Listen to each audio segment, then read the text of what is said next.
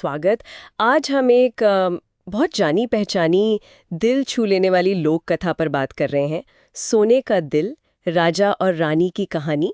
ये कहानी है सुंदरपुर के राजा वीर और रानी मीरा के बारे में। जी हाँ।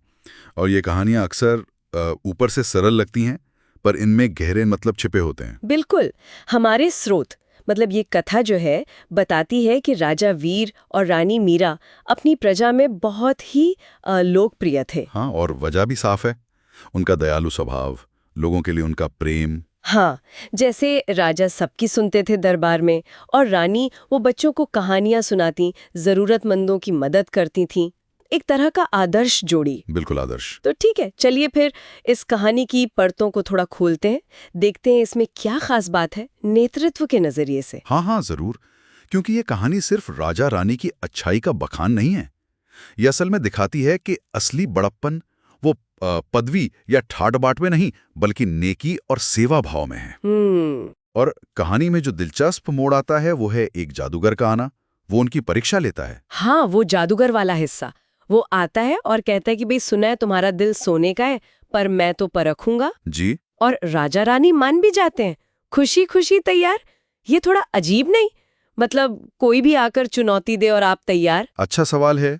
शायद ही उनका आत्मविश्वास था, या शायद वो जानते थे कि उनका व्यवहार, उनका चरित्र ही उनकी सच्चाई है। उन्हें किसी परीक्षा से डर नहीं था। हो सकता है। तो वो तैयार हो गए। हाँ, चुनौती स्वीकार कर ली। और फिर जादूगर की परीक्षा, वो भी क्या थी? राज्य में आग लगा दी। हाँ, एक छोटे से हिस्से में जानबूझकर, मतलब एक संकट की स्थिति पैदा की। बिल्कुल, एक संकट। और यही कहानी का असली सार है। संकट में ही तो पता चलता है।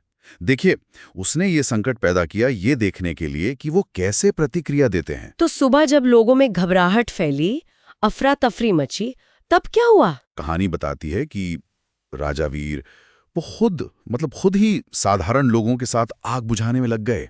अपने पद की, अपनी सुरक्षा की परवाह किए बिना। बिल्कुल। और रानी मीरा, उन्होंने भी कमाल का काम किया। हाँ, उन्होंने क्या किया? उन्होंने जो डरे हुए बच्चे थे उन सबको महल में सुरक्षित पहुंचाया।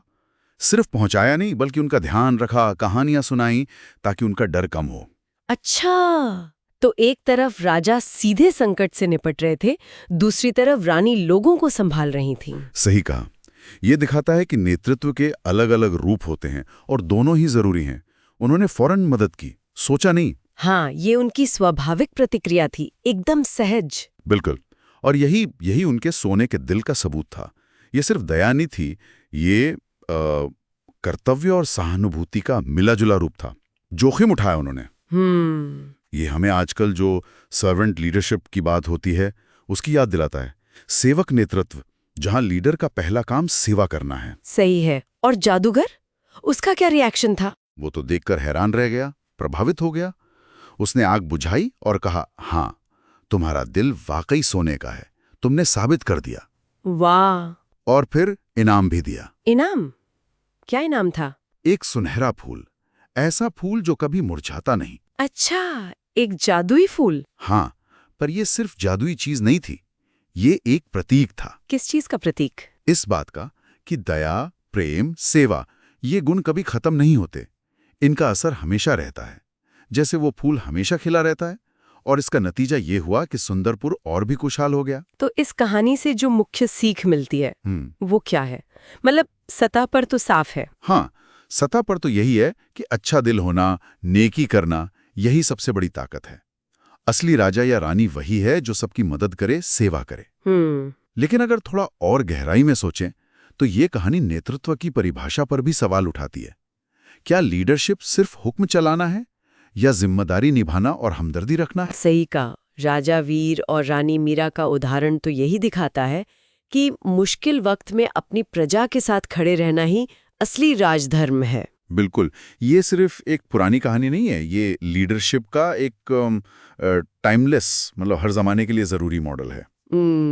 तो अंत में ये सोचने वाली बात है। हाँ, ये सोचने पर मजबूर करती है कहानी कि आज की दुनिया में, जहां चुनौतियां शायद ज्यादा जटिल हैं, क्या हमें ऐसे ही सोने के दिल वाले नेतृत्व की उतनी ही जरूरत है जितनी सुंदरपुर में थी, या शायद उससे भी ज्यादा? बिल्कुल। ये एक सवाल है जिस पर हम सबको सोचना चाहिए।